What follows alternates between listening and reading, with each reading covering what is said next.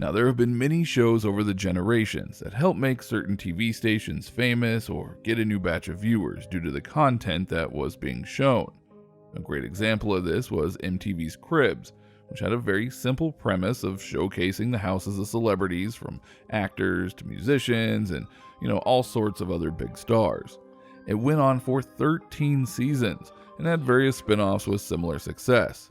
And yet, despite all its fame, it eventually got canceled. But why was that? How could it be so popular and yet just be gone?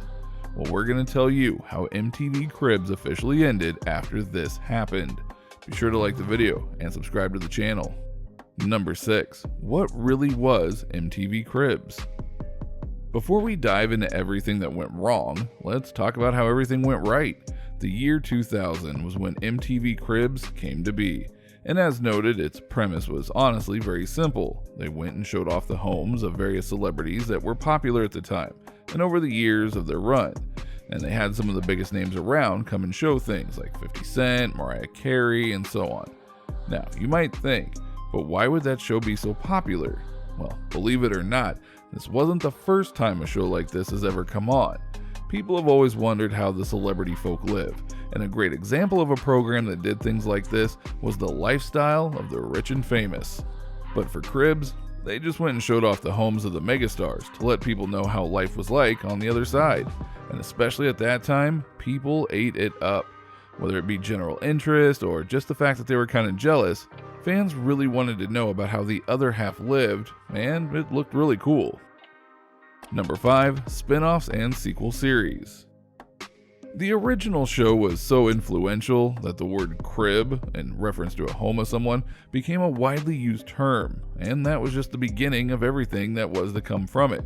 There were numerous spin-offs that came from the series, and one of the most curious ones was that MTV Canada did their own spin on things. Make of that what you will. On January 24, 2009, Cribs created a separate version specific to CMT, which is the sister network of MTV that dedicates itself to country music artists, stock car drivers, and professional bull riders, and any other southeastern United States culture figures. New episodes were taped to air on CMT with the CMT Cribs title. Now, this might seem like a rather curious departure from the original series, but when you think about it, a country music star wouldn't really go on MTV, which was seen as the hip channel for teens. But hey, CMT?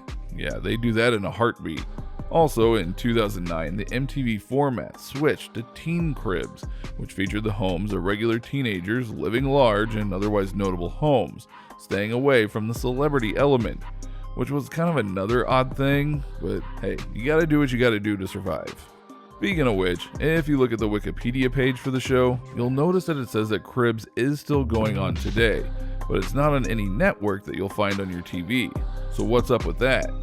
Well, the answer is that it's now a Snapchat Discover show, a rather popular one at that, and it does continue to this day, ironically enough. And that is the ultimate evolution right there, when it becomes a part of social media just to survive. And then there was kind of a good reason why it was dealt off of TV. Number 4, false flags. If you think about what the show Cribs is supposed to be, it's a production about the homes of various people. You think it would be very hard to get controversial or do stupid things because there's only a few ways you can really screw it up. And yet, that's exactly what happened. Because the biggest controversy to hit Cribs by far is that some celebrities, including big name celebrities like 50 Cent and Kim Kardashian, decided to show either houses or things in their houses that weren't theirs. Yeah, for real. Oh, but it gets better because this false flag operation happened in the pilot. The first MTV Cribs episode with Robbie Williams showcased actress Jane Seymour's house as his home. In reality, Williams was renting the home from Seymour, and in an episode of the Kumars at number 42, Seymour confirmed that she owned the property. Williams later admitted the con and then showed off his real home in a later episode. 50 Cent's MTV Cribs showed him with 3 Ferraris, a yellow Enzo Ferrari, and red versions of the Ferrari F50 and the Ferrari 612, with 50 Cent claiming that they were his whips. All 3 Ferraris were in fact owned by a private collector who lent out the vehicles for 50 Cent's Cribs episode and related music videos. Kim Kardashian's episode of MTV Cribs was also not filmed at her home. The episode shows her mother's home in Hidden Hills and not Kim's home, which at the time of the episode's production was located in Beverly Hills. And for the kicker, in 2004, the real owner of the house that Ja Rule showed off in his episode actually sued MTV because of unauthorized taping and the party that Ja Rule threw in the house that caused damages. Not only is that sad, that's just straight up shady. You had one job: show off your house. Your house. That shouldn't be hard, but hey, apparently it is. You honestly had to wonder what led them to think that they would get away with doing something like this. Did they think people wouldn't find out? Or that the real house owners wouldn't eventually speak up? It really shines a negative and false light on Cribs when they had the simplest premise in the world, and yet they managed to screw it up by lying about the Cribs. Number 3, stalkers. A lesser known problem, but one nonetheless, as the other problem with really going out and showing the various homes of celebrities is that you're basically welcoming people to their home, and sometimes even giving them addresses that they can look up and go to on their own. Granted, many celebrities, including Eminem and Kim Kardashian, they all live in gated communities so that they can go and live freely without fear of paparazzi or rabid fans coming to find them. But there have been cases where stalkers have found out about the locations that were shown in the series. The best example of this was Nelly, who indeed had a stalker come after his Cribs episode, and he straight up blamed the series for having this happen to him.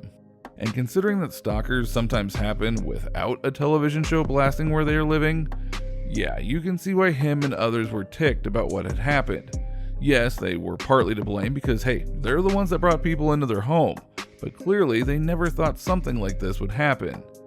Now, to be clear, this didn't happen to every celebrity, but given the age of technology that we're in right now, would it really surprise you if people decided to try and use the footage to find exactly where these celebrities live so that they can go and, pay them a visit?